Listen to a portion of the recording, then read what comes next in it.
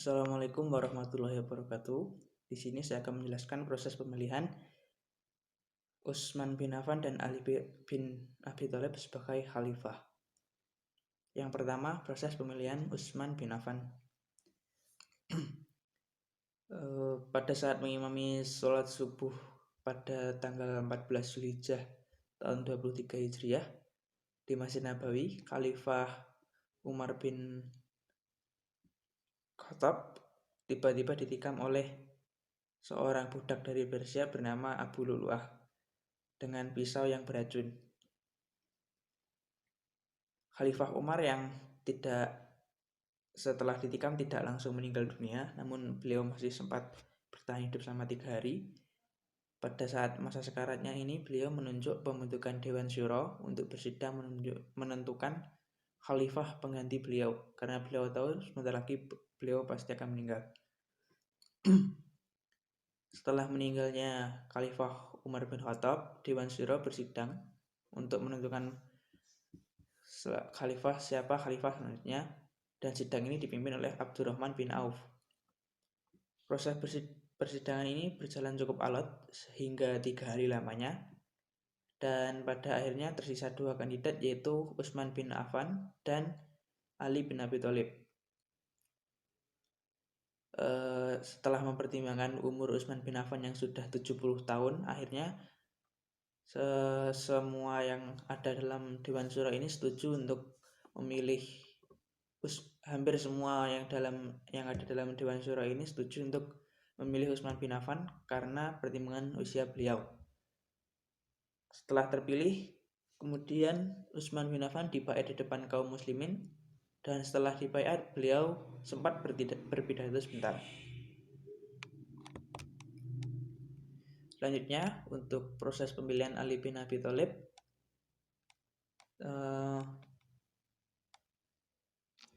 setelah terbunuhnya Utsman bin Affan pada 17 Juni tahun 565 Masehi dalam sebuah pemberontakan, terjadi kekosongan pemimpin di kalangan muslim. Hal ini membuat para sahabat akhirnya mulai berkeinginan untuk membaiat Ali bin Abi Thalib sebagai pengganti Utsman, karena mereka menilai hanya beliaulah yang paling cocok sebagai pengganti khalifah selanjutnya. Sayangnya Ali bin Abi Thalib belum mengambil keputusan apapun dikarenakan dengan alasan yang keadaannya begitu kacau dan membingungkan, sehingga beliau masih belum berani untuk mengambil tonggak kepemimpinan khalifah muslim.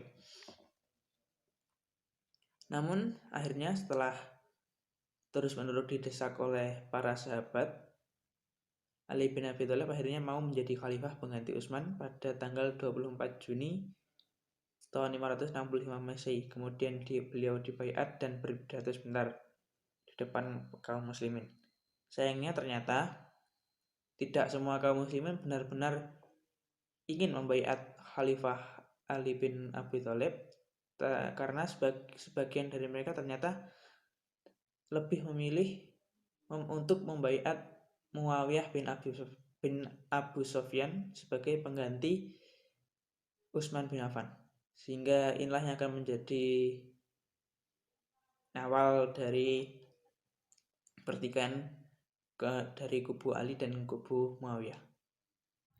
Perluasan wilayah pada era Utsman bin Affan juga bukan sesuatu yang mudah. Perluasan tersebut dilalui dengan menaklukkan dari berbagai perang.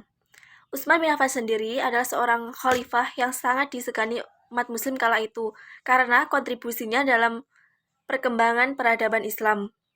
Namun, di sepanjang perjalanan kekhalifahannya, beliau mendapatkan tuduhan nepotisme tentang pembagian zakat kepada keluarganya lebih besar daripada rakyatnya.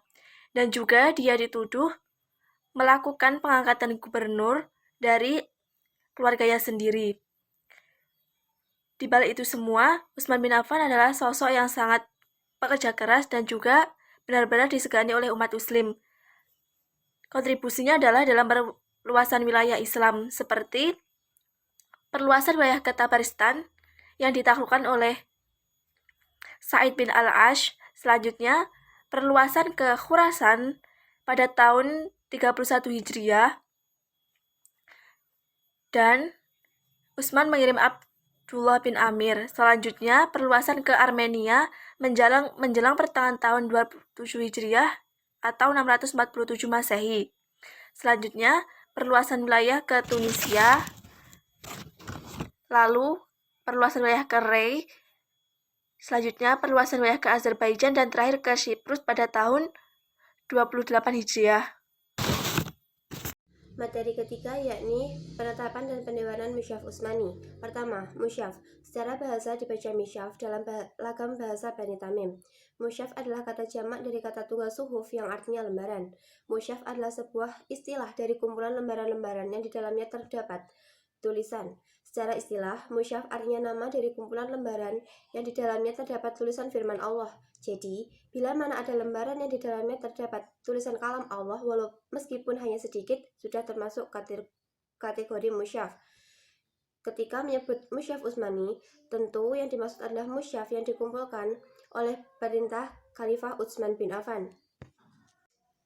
Memasuki masa pendewanan dan penetapan. Wilayah Islam semakin meluas sehingga jumlah qori meningkat dan berasal dari berbagai daerah yang berbeda yang menyebabkan perbedaan cara membaca atau qiraatnya berbeda. Karena perbedaan cara membaca tersebut dan saling berpegang pada pendiriannya masing-masing, sebagian bacaan itu tercampur dengan kesalahan, tetapi masing-masing mempertahankan bacaannya. Bahkan ada yang saling mengkafirkan dan dikhawatirkan akan menimbulkan perpecahan.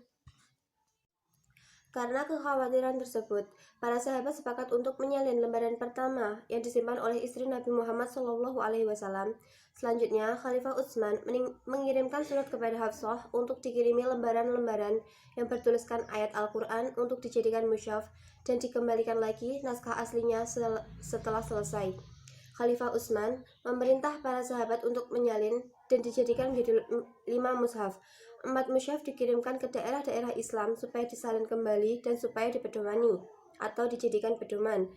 1 buah disimpan di Madinah untuk Khalifah Utsman sendiri, dan musyaf ini disebut Musyaf Al-Iman dan dikenal dengan Musyaf Utsmani, dan musyaf sebelumnya yang tidak sesuai telah dibakar.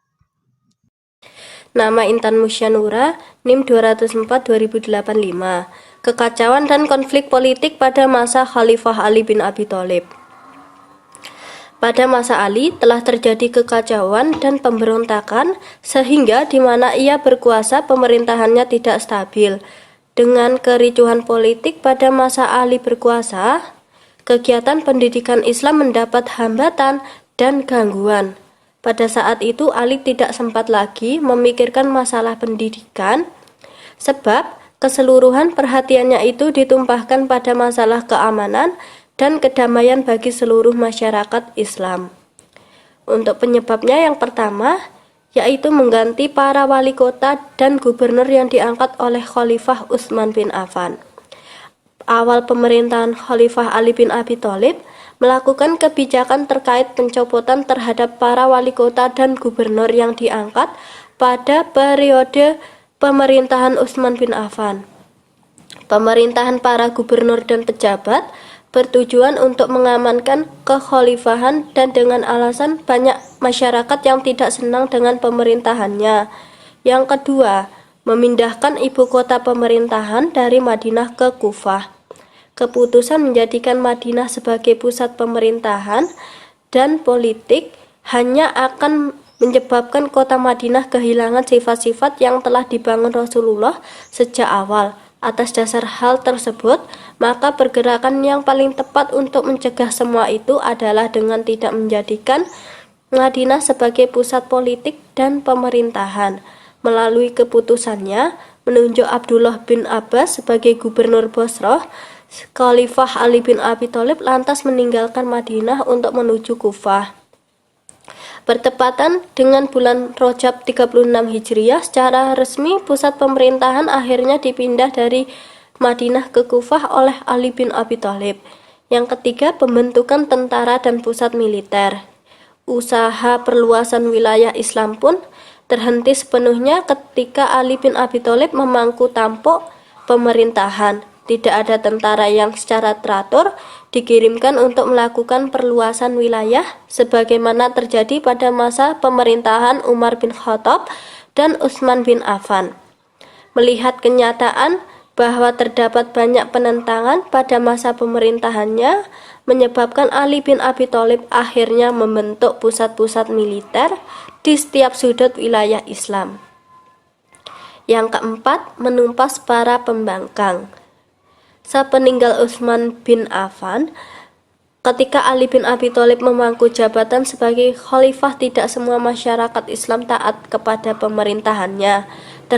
Terdapat beberapa pembangkang di dalam pemerintahan Ali bin Abi Thalib, di antaranya adalah Zubair bin Awam dan Thalhah bin Ubaidillah. Yang kelima, peradilan Islam pada masa Khalifah Ali bin Abi Thalib.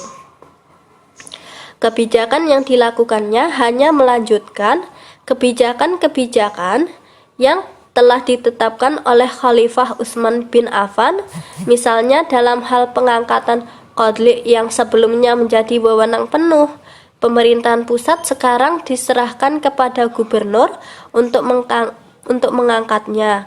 Khalifah berpegang teguh pada Al-Quran, Sunnah, kemudian merujuk pada khalifah sebelumnya. Yang keenam, jawatan kepolisian. Pada masa pemerintahannya, Khalifah Ali bin Abi Thalib membentuk polisi yang terorganisasi secara resmi yang disebut dengan syurtah, dan pemimpinnya diberi gelar Sohibus Syurtah. Pada masa kekhalifahannya, selain membentuk jawatan kepolisian, Khalifah Ali bin Abi Thalib juga membangun rumah untuk dijadikan penjara. Rumah tersebut kemudian diberi nama penjara Nafi' atau yang bermanfaat. Assalamualaikum warahmatullahi wabarakatuh. Masuk pada materi berikutnya, yaitu permasalahan Ali bin Abi Thalib dalam menghadapi masalah pada masa kekhalifahannya, seperti contohnya Perang Jamal, Perang Siffin, dan Perang Nahrawan. Baik, masuk ke materi Perang Jamal. Perang Jamal ini terjadi pada tanggal 11 Jumadil Akhir 36 Hijriah atau Desember 657 Masehi, yang waktu terjadi perangnya tidak sampai sehari. Perang ini berasal dari dilatar belakangi dari perbedaan pendapat antara Sayyidina Ali, Muawiyah, Thalha, Zubair, dan Aisyah dalam penyelesaian kasus pembunuhan terhadap Khalifah Utsman bin Affan. Dan Aisyah datang pada waktu itu dengan menaiki unta, makanya disebut dengan Perang Jamal. Pertempuran itu terjadi di depan unta yang membawa tanduk Aisyah, dan pada akhirnya pasukan Basrah kalah dalam peperangan ini. Ali memperlakukan Aisyah dengan baik dan mengembalikannya ke Mekah, dan pada Perang Jamal ini banyak kaum muslimin yang terbunuh. Sebagian sejarawan menyebutkan ada sekitar 10.000 orang yang terbunuh. Adalah Perang Siffin. Perang Siffin adalah peperangan yang terjadi pada tahun 37 Hijriah antara Sayyidina Ali dengan Muawiyah di suatu tempat di Irak dan berbatasan dengan Syria yang bernama Siffin. Perang ini disebabkan komplain Muawiyah atas ketidakberesan penyelesaian kasus pembunuhan Utsman dan didukung oleh sejumlah bekas pejabat tinggi yang merasa kehilangan kedudukan dan kejayaannya. Untuk menghindari perang tersebut, Ali sebenarnya sudah berkali-kali untuk mengutus orang untuk mengirimkan surat perdamaian kepada Muawiyah, tapi mereka belum menemukan titik terang sama sekali. Dan perang ini terjadi di malam terakhir bulan Muharram. Ali memerintahkan pasukannya untuk bersiap-siap mengangkat senjata hingga paginya pertempuran itu pun terjadi. Pertempuran terjadi dengan sengitnya, kemudian pihak Ali mulai menguasai peperangan. Dan melihat pasukannya hampir mengalami kekalahan, Muawiyah meminta pendapat Amru untuk menyusun taktik selanjutnya, yaitu untuk memegang Al-Quran sebagai tanda menghentikan perang. Dan hukum Al-Quranlah yang akan menentukan selanjutnya. Diperkirakan korban yang ditimbulkan cukup besar, dari pihak Ali gugur 25.000 orang dan dari pihak Muawiyah 40.000 orang. Dan masuk pada yang terakhir, yaitu Perang Nahrawan, terjadi di Nahrawan, Irak pada tanggal 659 Masehi. Perang ini adalah perang yang terjadi antara Khalifah Ali bin Abi Thalib melawan kaum Khawarij di Nahrawan.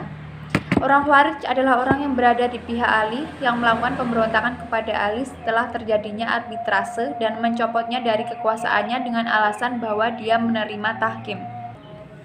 Anehnya, kebanyakan dari mereka telah mendesak Ali untuk menerima tahkim tersebut, namun setelah itu meminta Ali untuk memerangi Muawiyah kembali. Tentu saja Ali menolak permintaan mereka dan mereka pun menyingkir ke kawasan Harura dan terus melancarkan perang. Semakin lama semakin banyak dan berkumpul di Nahrawan, mereka mulai membunuh kaum muslimin dan menebarkan kerusakan di muka bumi. Maka berangkatlah Ali menemui mereka dan berdiskusi dengan mereka dengan jangka yang lama. Beliau menjelaskan kesalahan jalan yang mereka tempuh dengan segala cara.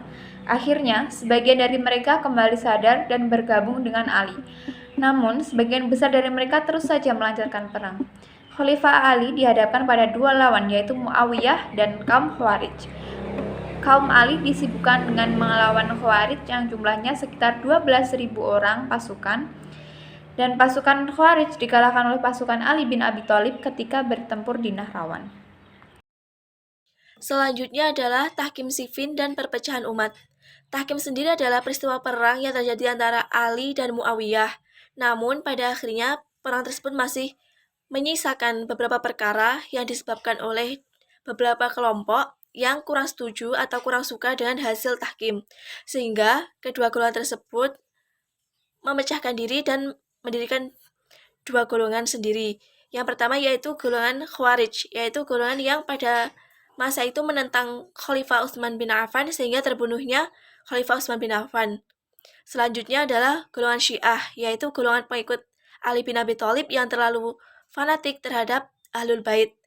Golongan tersebut menunjukkan kecintaannya yang berlebihan terhadap Ahlul Bait, sehingga setahap demi setahap aliran Syiah menjadi sebuah mazhab yang memiliki ajaran sendiri dalam hal fikih, teologi, dan lain-lainnya.